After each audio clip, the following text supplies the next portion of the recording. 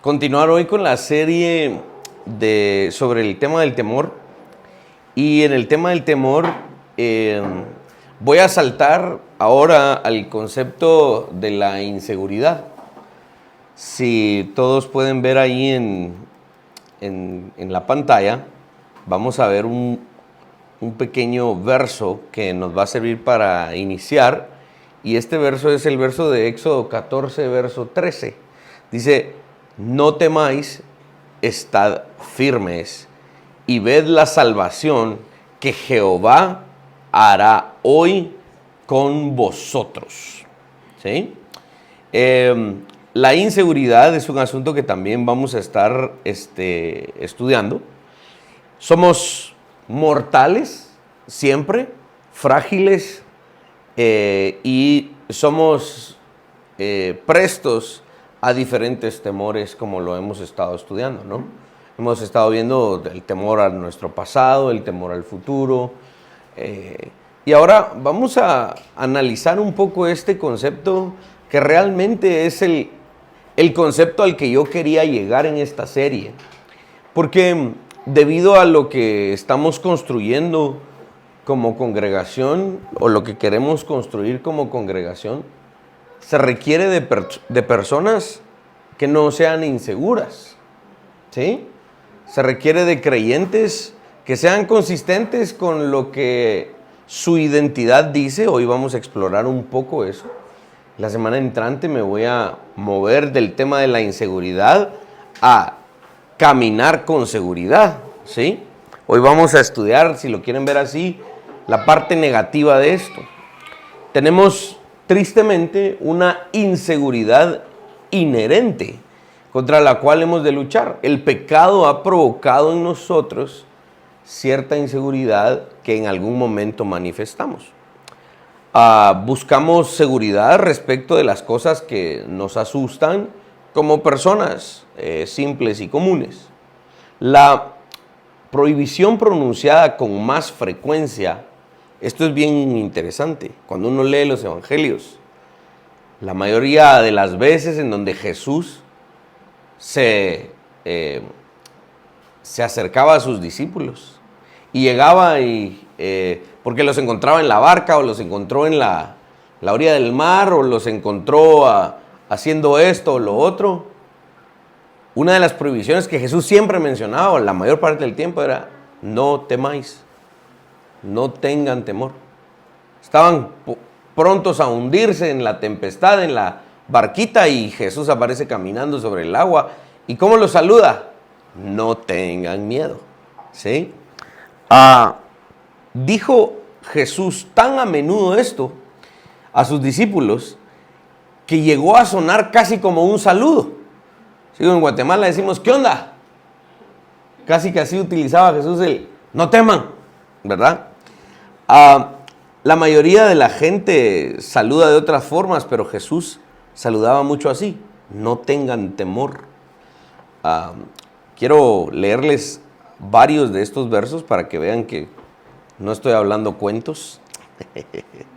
Miren lo que dice Mateo 10, verso 26. Así que no los temáis, porque nada hay encubierto que no haya de ser manifestado, ni oculto que no haya de saberse.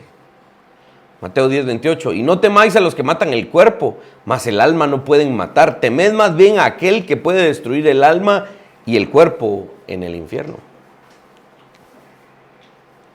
Mateo 10, 31. Así que no temáis, más valéis vosotros que muchos pajarillos. Mateo 14, 27. Pero enseguida Jesús les habló diciendo: tened ánimo, yo soy, no temáis. Mateo 17, verso 7. Entonces Jesús se acercó y los tocó y dijo: levantaos y no temáis.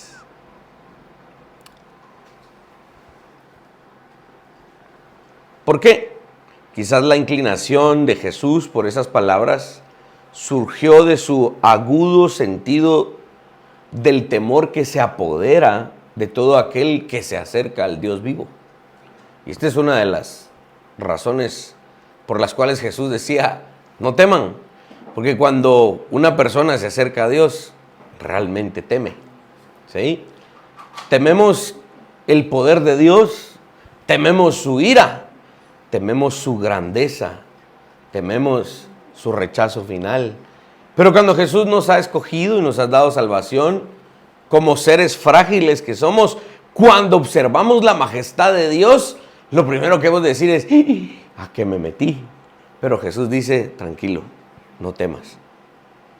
La seguridad que más necesitamos es la seguridad de la salvación, que hemos obviamente estudiado de manera abundante aquí en nuestra congregación.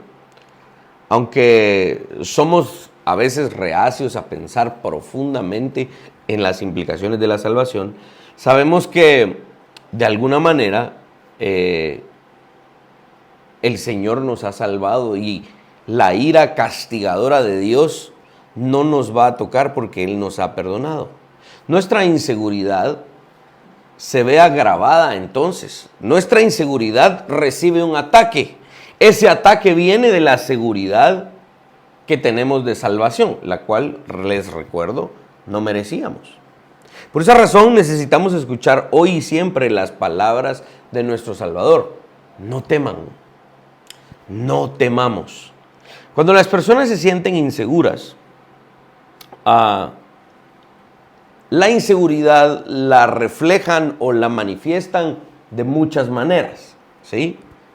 Dependiendo del temperamento, dependiendo los valores, los hábitos que una persona haya adquirido. La mayoría de estos hábitos son moldeados por experiencias pasadas, por la forma en la que fuimos criados. En algunos la inseguridad pareciera ser como que una persona es muy callada, ¿no? No, aquel no es tan expresivo. Aquella es bastante callada, pero es buena onda. Y tal vez esa timidez, esa amiga, ese amigo que no es muy bullanguero, pues expresa su inseguridad por medio de una forma de ser así, ¿no? Otras personas expresan su inseguridad por medio del sentimiento de culpa, ¿sí? Se culpan a cada rato por muchas cosas. Otras personas son muy bravas, ¿no? Y enojadas, ¿verdad? Y la inseguridad la disfrazan con ira pecaminosa y enojo que muchas veces no tiene lugar. Hay personas que se rehúsan profundamente a admitir que están en error o que han fallado, ¿no? Estaba viendo un video donde una chava sale diciendo: las mujeres podemos hacer todo lo que los hombres pueden hacer. Entonces un hombre le dice: bueno, vamos a hacer la prueba.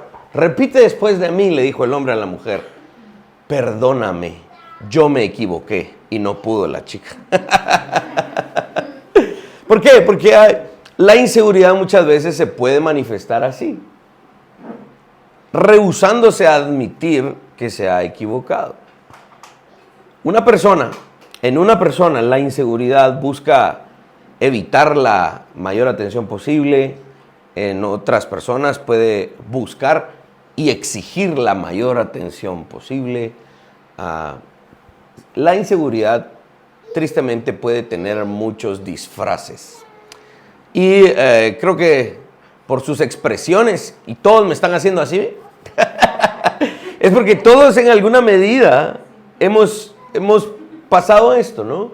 Todos hemos tenido momentos de inseguridad y tristemente han habido personas que han vivido inseguras muchos años, ¿sí? Todos estamos familiarizados con la inseguridad y las preguntas son: ¿qué nos hace ser inseguros? Y dos, ¿cómo podemos librarnos de esa inseguridad? Como les repito, este era el tema al que yo quería llegar. Porque los creyentes no pueden manifestar una actitud de inseguridad cuando son hijos del único Dios que existe. Y ese Dios está a su favor. Al menos el creyente debiese de manifestar la menor inseguridad posible. ¿Por qué? porque es un hijo de Dios. Aquí espero no me lleve mucho tiempo en estos viernes que voy a tratar acerca otra vez de la seguridad, recordar el tema de la seguridad de la salvación, voy a recordar la seguridad de las escrituras y la inerrancia de las mismas, y cuando las escrituras dicen que los hijos de Dios tenemos la potestad de caminar en esta tierra como coherederos con Cristo, nos la debemos creer. Voy a hablar del concepto de la adopción, ¿sí? Voy a hablar de diferentes conceptos que pueden ayudar a que nos liberemos en lo mayor que podamos de nuestras inseguridades, ¿sí? Definamos. ¿Qué es la inseguridad? ¿Qué es la inseguridad? Ahí en la pantalla aparece. Es una forma de temor. La inseguridad es una forma de temor. Por eso es que hemos tratado este tema, ¿sí? Una forma de temor. Pueda que exista cierto tipo de inseguridad que simplemente sea una herramienta y finalmente no es la inseguridad que estamos hablando o que estamos mencionando. Por ejemplo, yo pues sí compro y pago un seguro para mi carro, ¿no? Porque no estoy seguro de que no vaya a estar en un accidente de tránsito, ¿no? O sea, que mi carro falle, o sea, que el carro de alguien más falle y me pegue, o sea, que, no sé, cualquier cosa puede pasar. Entonces yo busco algo que me ayude a compensar esa inseguridad en alguna medida. Pero esa inseguridad no es la inseguridad que estoy tratando acá, sino que esta yo le llamaría tal vez una actitud en relación a ser precavidos. Y en las preguntas del viernes pasado o de unos viernes anteriores hablábamos de esto, ¿no? Hablábamos de que no podemos ser irresponsables, o sea, no tenemos temor, pero eso no significa que seamos temerarios. Yo no le temo a nada ni a nadie, ¿verdad? No, y ¿qué me importa? Y entonces me convierto en insensato. No, eso no es una muestra de responsabilidad y tampoco es bíblico. El objetivo es ser precavidos, pero incluso al ser precavidos, no necesariamente estamos siendo inseguros. Tal tipo de inseguridad, si alguien le quisiera llamar así, si sos tan seguro, ¿por qué compras seguro para el carro? Si estás tan seguro de vos mismo, ¿por qué compras seguro médico? No, que muy seguro, pues. No, eso tiene que ver con ser precavidos, responsables, no necesariamente inseguros, ¿sí?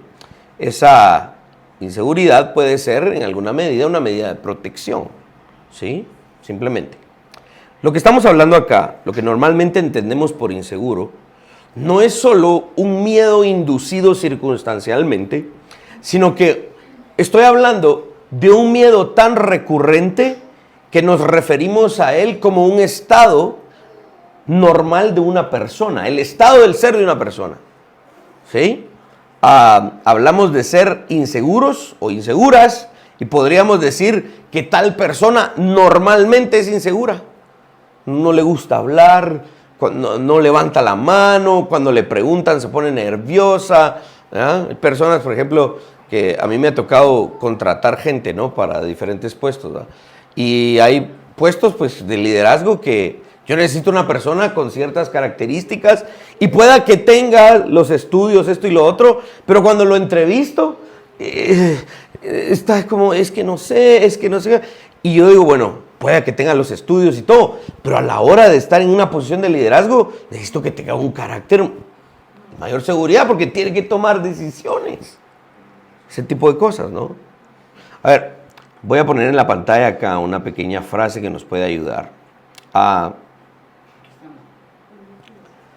Es que también pongo aquí en la pantalla para los otros, entonces, pero vos aquí. Siguiente. Sí. La inseguridad es sentir una falta significativa de confianza en uno mismo o un miedo poderoso a la desaprobación, o el rechazo de los demás, o un sentimiento crónico de inferioridad. Ok, si ustedes miran esta definición, yo pregunto, ¿es esta la descripción de un creyente? ¿O sería esta la descripción contraria a un creyente? Se supone que eso somos lo contrario a esto. Y aquí es donde voy a ir desarrollando estos elementos. No en una actitud arrogante. Yo no soy inferior a nadie, yo soy superior. Ya son tonterías también, ya es pecaminoso. No, estamos hablando de que una persona que cree en Cristo no puede tener este sentimiento continuo y crónico de inferioridad. ¿Sí? La pregunta es, ¿a qué le tiene miedo alguien que es inseguro? ¿De qué peligro se está intentando guardar? Tristemente, la inseguridad puede llegar a afectar incluso nuestra relación con Dios, ¿sí? Y con otros. Vaya si no. Puede llegar a afectar nuestras labores, el desarrollo de nuestras capacidades y de los dones que Dios ha puesto en nosotros. Podemos llegar incluso a no desarrollarlos porque estamos inseguros de nosotros mismos. Leamos uno de los puntos más importantes de esta enseñanza para poder atacarlo. ¿Sí? ¿Cuál es ese punto? La inseguridad es producto de no entender nuestra identidad. Una persona que no entiende, que no domina, que no comprende de buena manera bíblicamente su identidad, esa persona va a producir inseguridad. Tristemente, esa inseguridad llega a convertirse en un hábito tan recurrente que la persona después, tristemente, ya no lo identifica. Pasan 5, 10 años, 20 años y la persona dice, es que yo siempre he sido así. Y puede ser que realmente siempre haya estado engañada. Hay una película muy antigua, de 1990 y algo, si no estoy mal. Creo que la película al español se traduce Hombre de Familia. No sé si en inglés se llama Family Man, porque ya saben, ¿no? Las películas en inglés tienen un nombre, pero en español un título que nada que ver, ¿va? Una película se llama The Notebook, ¿verdad? El diario, ¿va? Y el otro es El diario de una pasión y no sé qué más le ponen, nada que ver, ¿va?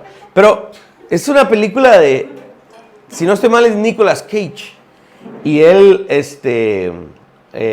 pues es un empresario así, todo crudo y duro, ¿verdad? Y todo lo demás. Y de repente, creo que es una película medio navideña, ¿no? El famoso ese cuento del espíritu de las navidades pasadas o algo así. La cosa es que despierta en otra realidad en donde él sí es un padre de familia, ¿no? Y encuentra a uno de sus trabajadores que en esa realidad sí es muy seguro, ¿verdad? Y de sí mismo, pero en la realidad donde él estaba antes, ese cuate era todo inseguro y todo, ¿no? Y dice, wow, me da tanta emoción, le dice, porque yo no te conocía así, ¿verdad? Era una persona diferente este cuate, en otra realidad era una persona diferente. Y ese es uno de los puntos a los que quiero llegar. Cuando una persona, un creyente en Dios, en el Dios de la Biblia, realmente entiende su identidad, pareciera ser otra persona a la hora de actuar, de interactuar con otras personas. Esto es parte de lo que Jesús hablaba cuando le decía a sus discípulos en términos de ir a proclamar el reino de Dios en Mateo 10. ¿Sí? Cuando los manda a las aldeas y a las ciudades a las que él iba a ir después y les dice, miren, los van a entregar a las autoridades, los van a perseguir, y les van a hacer todo esto. Y Jesús les dice, miren, sean astutos como serpientes, mansos como palomas.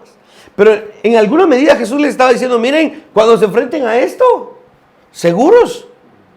¿Quién los está mandando? No se achicopalen. Es la versión a la Tortrix, ¿verdad? Eso es lo que estaba diciendo Jesús. Nuestra respuesta a este tipo de inseguridad muchas veces suele ser esconderse, ¿no? Evitar. Se nota cuando uno quiere hablar con la persona y esa persona empieza a ver para otro lado o agacha la cabeza, ¿verdad? Esa persona está demostrando algunas cuestiones en su forma física, algunas cuestiones de inseguridad. Hay personas que por no conocer su identidad, tratan de reducir su exposición a otras personas o a situaciones que les provocan algún tipo de ansiedad e inseguridad para mitigar de alguna forma estas situaciones incómodas. Por eso es que las redes sociales han sido un refugio para mucha gente, porque sienten que están interactuando a través de un teléfono, están escondidos en su casa. En los comentarios de Facebook, cuando alguien dice, no, es que yo estoy en contra de lo que está haciendo el gobierno, y empiezan, pues si quieren les paran los dedos. Pero a la hora de, a ver vos, tomémonos un café, hablemos de esto. No, fíjate vos que estoy ocupado, fíjate que... ¿Por qué? Porque la red social se ha convertido en un refugio para muchas personas que son inseguras, ¿no? ¿Sí? Muchas personas tratan de escapar de la confrontación debido a su inseguridad y a menudo tratan de escapar buscando cosas y hábitos que son tristemente adictivos, que los embotan, que los distraen, que los hacen fantasear para alejar su miedo de la realidad, al menos temporalmente, ¿sí? Hay personas que tristemente se ocupan de todo lo anterior, que padecen de todo lo anterior, porque tristemente no han sabido lidiar con su inseguridad. Mis hermanos, huir de la inseguridad nunca es una opción buena, ¿sí? Sí, es que yo no quiero esa confrontación, yo no quiero eso, lo otro, entonces mejor lo evito. Esa huida no es una opción para el creyente. Este tipo de evasión, de evadir estas cosas, siempre implica huir en direcciones equivocadas. Y esa inseguridad se convierte en algo peor. Dicho de otro modo, casi siempre las personas, al huir de las confrontaciones, de lo que les hace sentirse inseguros, simplemente están tomando analgésicos que les curan un ratito. Y cuando les vuelve el dolor, se vuelven a tomar otro. Y se vuelven adictos al analgésico y nunca buscan una cura definitiva. No hacen nada para abordar el miedo relacionado con la falta de identidad. La persona insegura odia la exposición, razón por la cual muchas personas tratan de evitarla, en lugar de examinar la inseguridad. Y eso es lo que yo quisiera hacer, ¿sí? Tenemos que examinar bien nuestra identidad, porque tememos que el indicador confirme nuestros peores temores. Cuando analicemos qué es verdaderamente un creyente, esa persona que es insegura se va a ver confrontada con eso y dice, híjole, yo debería entonces actuar así. No quiero exponerme como lo que yo debería hacer, sino que me quiero quedar así. Estos temores sobre nosotros mismos son inadecuados. Algunas veces son insignificantes, al menos a los ojos de otras personas. No estoy diciendo que no signifiquen nada para la persona que los está padeciendo, pero realmente estos intentos muchas veces se quedan en fracasos y la persona se termina condenando por no tener la valentía de enfrentar su inseguridad. Sabemos instintivamente, por nuestra fe también, que nada bueno habita en nosotros, ¿sí? En nosotros ha habido pecado y lo bueno que hay en nosotros es solo por gracia de Dios. Sabemos lo que dice el siguiente verso. Miren lo que dice Hebreos capítulo 4, verso 13. Y no hay cosa creada que no sea manifiesta en su presencia. Antes bien, todas las cosas están desnudas y abiertas a los ojos de aquel a quien tenemos que dar cuenta. Este verso pone en jaque a todo aquel creyente que no quiere lidiar con su inseguridad.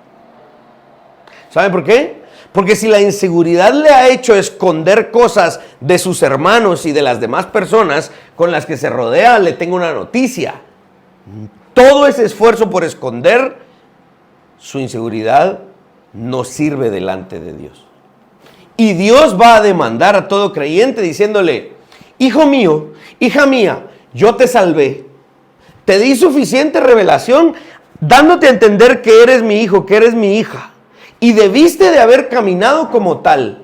¿Por qué viviste en miedo durante tantos años en tu vida? Mis hermanos, si hay inseguridad en algunos de nosotros, déjenme decirles, esta inseguridad, la Escritura la confronta y dos, el Señor pedirá cuentas al respecto.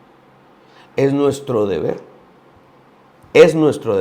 mitigar, eliminar, trabajar con todo lo que Dios ya nos ha revelado y nos ha dado para asesinar nuestra inseguridad. Todavía cargamos con el instinto inducido por la caída. ¿Qué hizo Adán y Eva cuando pecaron y escucharon la voz de Dios en el jardín?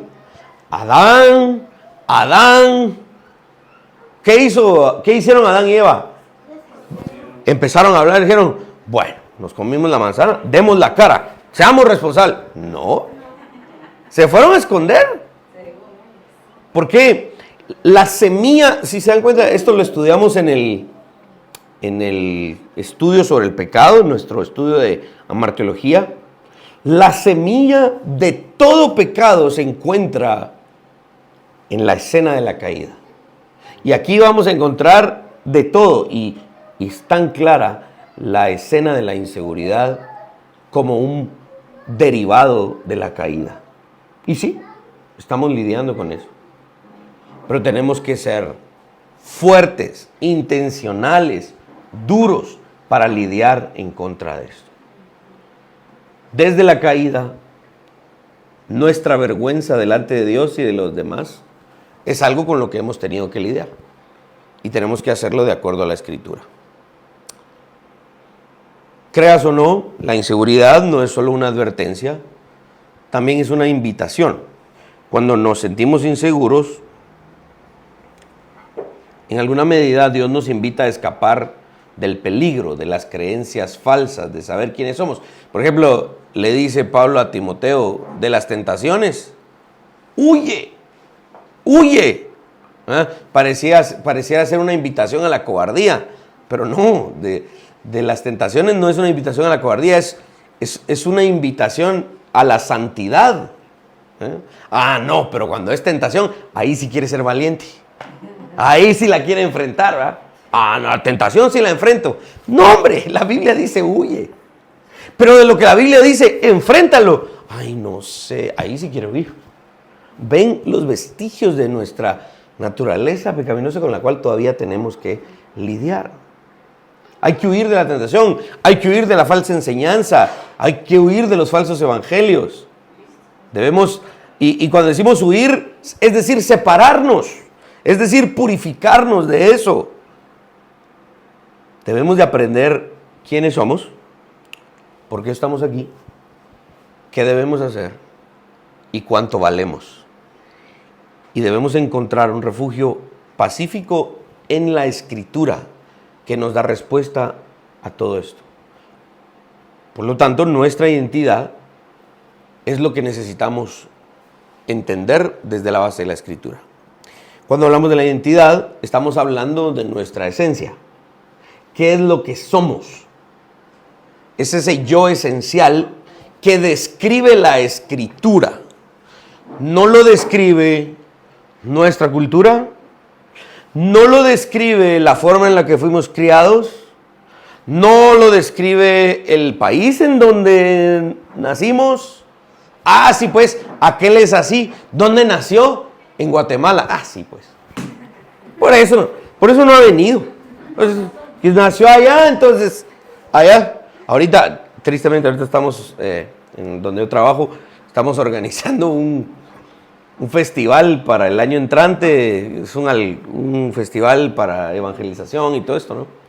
Y viene un estadounidense que ha estado trabajando en África y que hace cruzadas grandes de evangelización y todo lo demás.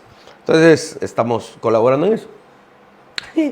Y qué triste oír que el que lo está trayendo dice, miren, él siempre dice que vamos a empezar a las 8, pero él ya conoce estos países, entonces él siempre empieza a enseñar a las 9. Tristemente, ¿no? Es la definición, es la forma en la que se conoce. Ya es una fama internacional que tristemente tenemos, ¿verdad? Hasta le decimos hora chapina, ¿verdad? Porque tristemente la identidad se ha ligado íntimamente al lugar en donde nacimos, la cultura en la que hemos sido criados. No estoy diciendo que no tiene absolutamente nada que ver, ¿sí? Hemos de lidiar contra la cultura en la que fuimos criados. Pero si vamos a la definición fundamental de la identidad de una persona, debe ser a partir de la Escritura y no a partir de un contexto en donde esa persona haya nacido. Entonces, cuando hablamos de la identidad, hablamos de la esencia de una persona, ¿sí? Hablamos de ese yo esencial. ¿De dónde viene nuestro sentido de identidad? Pues si yo les pregunto a cada uno de ustedes, todos me van a decir y todos vamos a responder pues de lo que Dios dice, ¿no? Dios nos ha dicho que somos sus hijos y nos sabemos como respuestas muy básicas de eso. Ahora, hay una diferencia entre saber responder a estas preguntas y realmente dominarlo y vivirlo así. Esta es una cuestión crucial, el pináculo del problema. La forma en que respondemos decide si algún día estaremos libres de toda inseguridad o no. No es principalmente una respuesta intelectual, no es saberse un par de versículos, sino es solo saberlos, sino que también dominarlos y vivir de acuerdo a ellos. Todos podemos saber una respuesta correcta, pero comprender a cabalidad, a profundidad, no todos. Respondemos a esta pregunta desde el corazón. ¿Por qué? Porque nuestra identidad está íntimamente ligada a lo que amamos, ¿sí? A lo que realmente queremos, a lo que realmente creemos que nos ofrece esperanza y razón de vivir. En otras palabras, nuestra identidad, obviamente la encontramos en Dios. De manera inicial, voy a recordar algunos versos que yo sé que ustedes saben, que tal vez han sido citados en otro contexto, pero hoy los voy a citar en términos de una aplicación de identidad, de seguridad, para lidiar contra las falsas ideas del propio ser. Miren lo que dice el famoso pasaje de el mandato cultural. Génesis 1, 26 y 27. Entonces dijo Dios, hagamos al hombre a nuestra imagen, conforme a nuestra semejanza, y señoree en los peces del mar, en las aves de los cielos, en las bestias, en toda la tierra, y en todo animal que se arrastra sobre la tierra. Y creó Dios al hombre a su imagen, a imagen de Dios lo creó, varón y hembra los creó. ¿Ok? Generalmente este verso lo hemos utilizado para explicar la voluntad de Dios para el hombre en la tierra, la tarea del hombre en la tierra, la tarea del ser humano en la creación. Esto tiene implicaciones en el pasado, en el presente, tiene implicaciones incluso escatológicas, etc. Pero a la luz del concepto que estamos tratando sobre la identidad en este momento, vaya si no este pasaje nos ofrece grandes pautas. Número 1, dice que Dios hizo a este ser, a todos los que estamos aquí, a su imagen y semejanza. En alguna medida tenemos un parecido a lo que Dios es. Dios, aquí es donde entra nuestra teología sistemática. Ahí, cuando estudiamos la teología propia y estudiamos los atributos de Dios, hay una parte que se estudia que se llama los atributos comunicables de Dios. Son rasgos de su carácter que Él sí comunica con nosotros. Hay rasgos de su carácter que Él no comunica con nosotros. Pero hay cosas que Él sí comunica con nosotros. Sí podemos participar de ciertos rasgos del carácter de Dios. Este pasaje nos ayuda a entender que no venimos de la nada, pues. Nos parecemos a alguien. Fuimos criados a partir de alguien. Y nada más y nada menos que a partir del Dios Todopoderoso. Y aún ahí, cuando entendemos esto, nos dicen, mira vos, trae tu currículum, vos podés, estás bueno para esta posición. Ay, no, vos, no sé. Mira, es que mira, allá muy caro el parqueo. Y no tengo donde dejar el carro, y no sé. Y mira, y me tengo que levantar muy temprano porque yo vivo lejos. Entonces, empiezan esas respuestas producto de la inseguridad, a pesar de que ese cristiano sabe, se supone, que fue criado a imagen y semejanza del Dios creador. ¿Saben ustedes qué es eso? Nuestra inseguridad nos dice que no hemos llegado a dimensionar a quién nos parecemos. Otro verso, Juan 1, versos 12 y 13. Mas a todos los que le recibieron, a los que creen en su nombre, les dio, ¿qué dice? Potestad. Miren esa palabra, potestad, de ser hechos hijos de Dios, los cuales no son engendrados de sangre, ni de voluntad de carne, ni de voluntad de varón, sino de Dios. Estos dos versos pueden, de alguna manera, darnos un inicio a empezar a reconstruir o volver a recordar y de verdad fundamentar nuestra identidad. Nos dio la potestad de ser llamados hijos de Dios. Allá en Chimaltenango nosotros tenemos un amigo que él tiene un apellido que no de balde es muy común en Chimaltenango.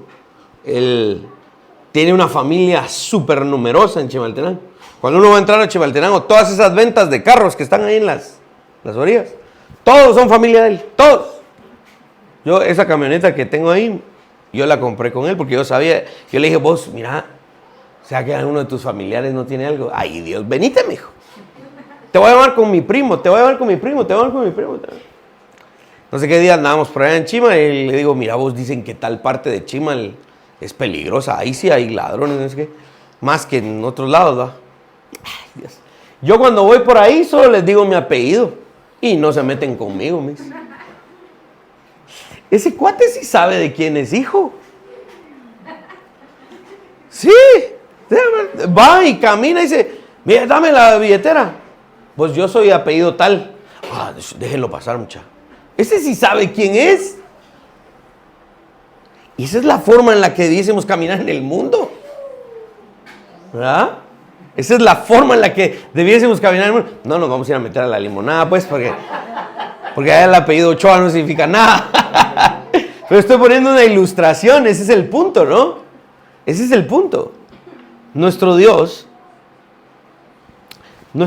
es el ser que tiene mayor poder para determinar quiénes somos. ¿Por qué estamos aquí? Para responder a nuestras preguntas del qué debemos hacer y para indicarnos cuánto valemos. Observemos y apreciemos, y aquí voy a iniciar con uno de los elementos prácticos, la seguridad de las Escrituras para definir nuestra identidad. La Escritura no es en ninguna de sus partes, en ningún verso de la Escritura, vemos que la Escritura sea ambigua a la hora de definir la identidad de los hijos de Dios. No hay doctrinas que entre los creyentes obviamente debatimos, ¿no? Sí, los que dicen, no, es que yo creo en el bautismo de niños porque es que tal verso dice que se bautizaron y toda su casa con ellos, ¿no? Y otros dicen, no, pero es que eso es ambiguo, yo creo que no, ahí empieza el debate, ¿no? Que yo creo que las mujeres deben de ponerse velo en la cabeza cuando entran a la iglesia. Porque Pablo dice ahí que la mujer, y por debido a los ángeles, tiene que la mujer. ¿Pero qué significa eso vos? Yo siento que significa, y hay ambigüedad a veces en esas interpretaciones. Pero cuando se trata de definir quiénes son los hijos de Dios, pregunto, ¿alguno de estos versos que les he leído es ambiguo? No, es contundente, es dogmático, es autoritativo. Es claro, es absoluto. En teología utilizamos para definir ciertas leyes un adjetivo que se pronuncia apodíctico o apodíctica. Significa pleno, sin chance a mala interpretación. Cuando la Biblia habla de la identidad de los seres humanos, de los hijos de Dios, no trata este tema ambiguamente. Es absoluto, es apodíctica, es directo y pleno. ¿Sí? Cuanto más entendamos el Evangelio de Jesucristo, más vamos a descubrir que es el fin de la inseguridad. El fin de la inseguridad, el ponerle un alto a nuestra inseguridad, es el entendimiento pleno del Evangelio. Por eso es que nosotros insistimos mucho en una perspectiva reformada del Evangelio, porque creemos que es la forma bíblica de explicar el Evangelio. Ahora, no significa que le pondremos fin a todo mal, a todo problema, no. Sino que este es el fin de nuestra inseguridad. A eso sí le podemos poner fin. Y podemos, a partir de eso, empezar a construir un entendimiento claro de nuestra identidad que se incrementa y constantemente triunfa. Voy a poner algunos puntos ahorita. ¿Hemos pecado? ¿Hemos pecado mucho? Sí. ¿En Cristo qué tenemos? ¿Los hijos de Dios tenemos condenación? No, tenemos redención, el perdón de nuestros pecados. A ver. Vean lo que dice Colosenses capítulo 1, verso 14. En quien tenemos redención por su sangre, el perdón de pecados. Ok, eso es ambiguo, es que fíjense que yo a veces no oro porque es que he pecado mucho y entonces me siento mal y me siento mal acercarme a Dios. Esa persona en su inseguridad está diciendo que la Biblia es mentira. Al contrario, cuando hemos pecado es cuando más nos hemos de acercar al Señor. Y dice, acercaos con confianza al trono de la gracia. Pero la persona que ha pecado mucho es que otra vez voy a pedir perdón. Sí, así nos pasa. Pero la Biblia nos da seguridad para acercarnos al trono de la gracia. A ver, a veces nos hemos sentido huérfanos, extraños o fuera de lugar. ¿Sí? En Cristo hemos sido adoptados por Dios para ser sus hijos. Ahora somos miembros de la familia y herederos de todas las cosas en Cristo. El salmo que leímos aquí en este grupo al tiempo de la oración, una parte del salmo decía, aunque padre y madre me dejaren, con todo Jehová me recogerá. Si alguien alguna vez se ha sentido de verdad, yo me siento tan extraño en mi familia, sí, como que mi propia familia me ha desechado, como que, qué sé yo, diferentes cuestiones, y eso le ha generado algún tipo de inseguridad, debe recordar que la verdadera familia, ¿cuál es? Es la familia de la fe. El mismo Jesús nos enseñaba eso en Mateo 12. ¿Qué dice Efesios 1, verso 5? Se los voy a leer. En amor, habiéndonos predestinado para ser adoptados hijos suyos por medio de Jesucristo, según el puro afecto de su voluntad. Efesios 2:19. Así que ya no sois extranjeros ni advenedizos, sino conciudadanos de los santos y miembros de la familia de Dios. Romanos 8:17. Y si hijos, también herederos, herederos de Dios y coherederos con Cristo, si es que padecemos juntamente con Él, para que juntamente con Él seamos glorificados. Esa palabra coherederos es importante. Es decir, yo, por gracia y misericordia, participo de la herencia de Cristo. El Salmo 2 dice: pídeme y te daré por herencia a las naciones. Cuando Cristo resucitó, ¿qué le dijo a sus discípulos? Toda potestad me ha sido dada en el cielo y en la tierra. ¿Qué estaba diciendo Jesús? Discípulos míos, el Salmo 2 se cumplió. Yo soy dueño del mundo. ¿Y nosotros somos coherederos? Y ahí estamos con que, ay, no sé si voy a llegar a fin de mes, y que mira, que los pañales y la leche se puso cara, y se puso cara también la gasolina.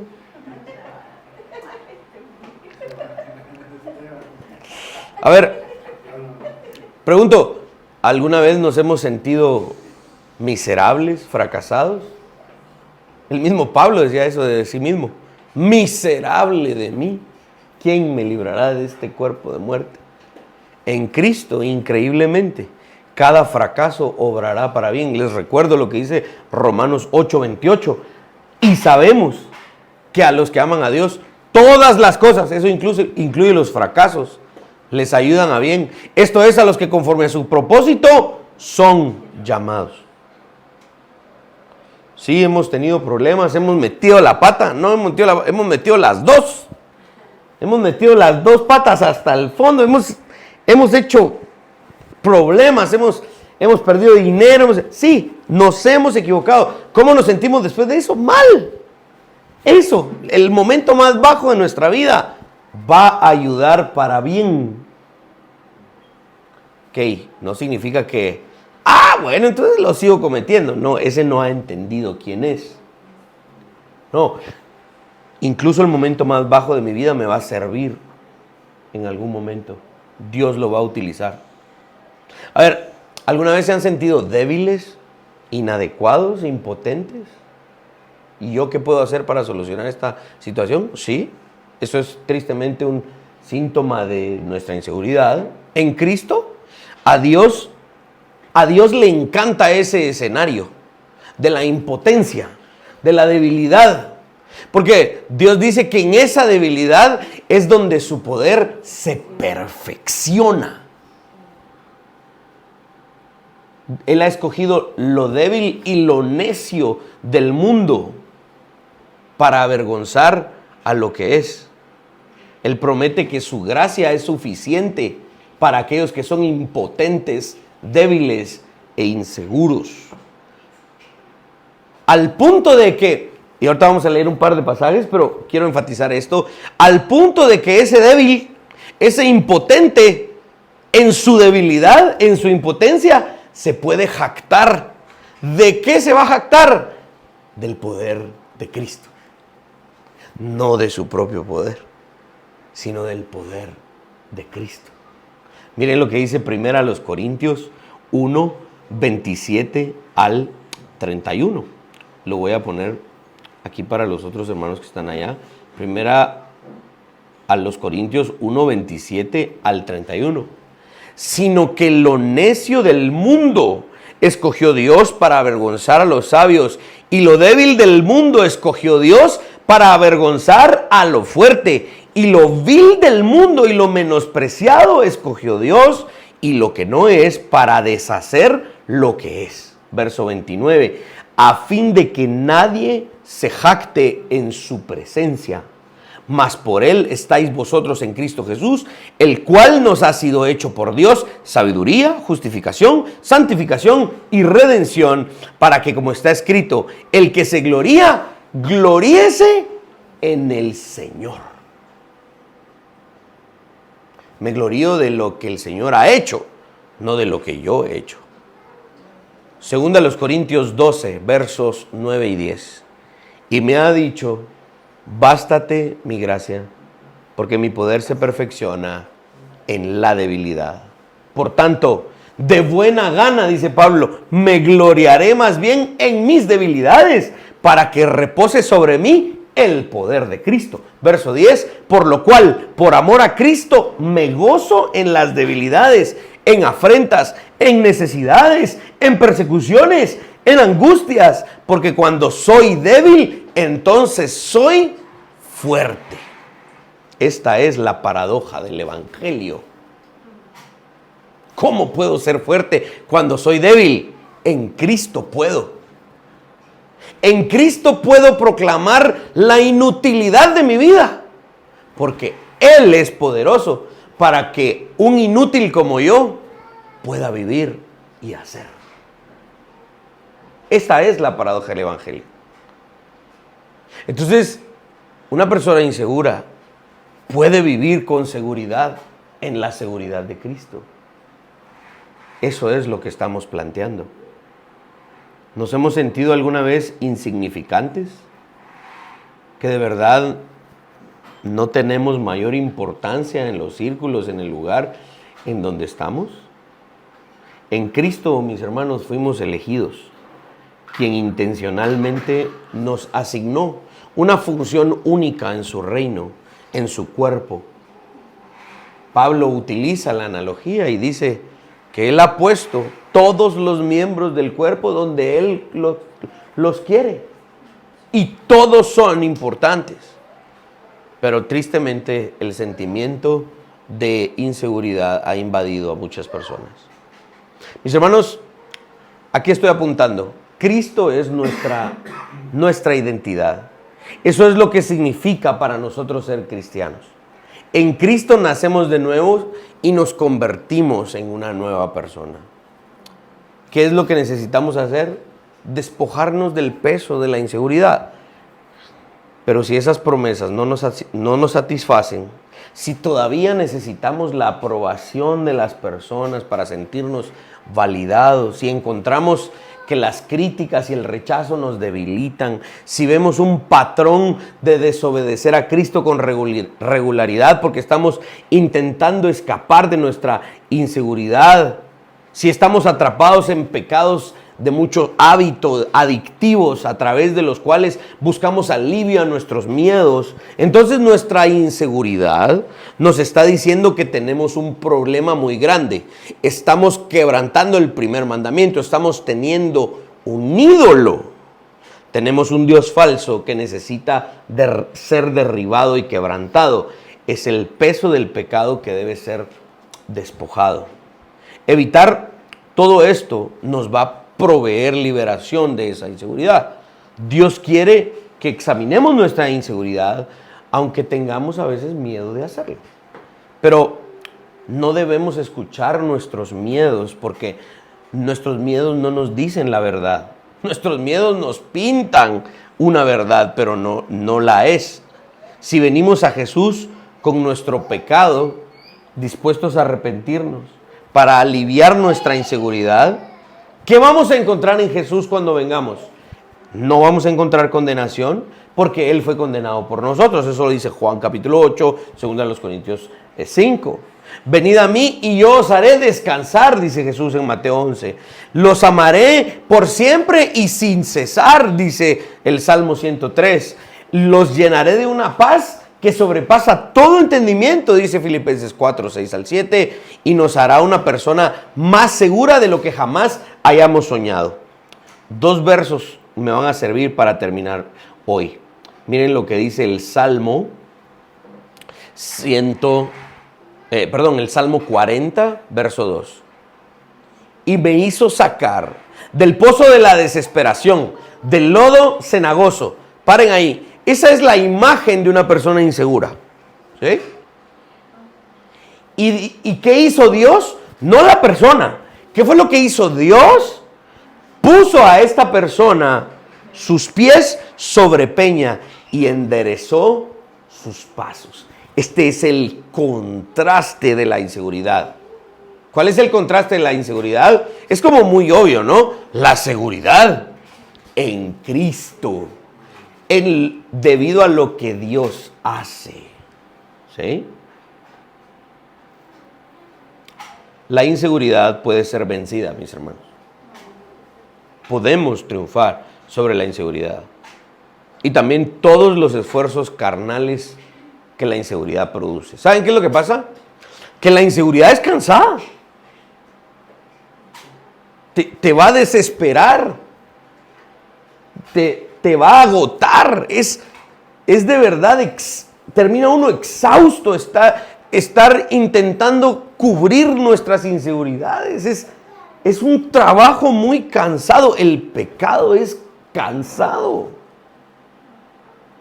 Pero se puede vencer.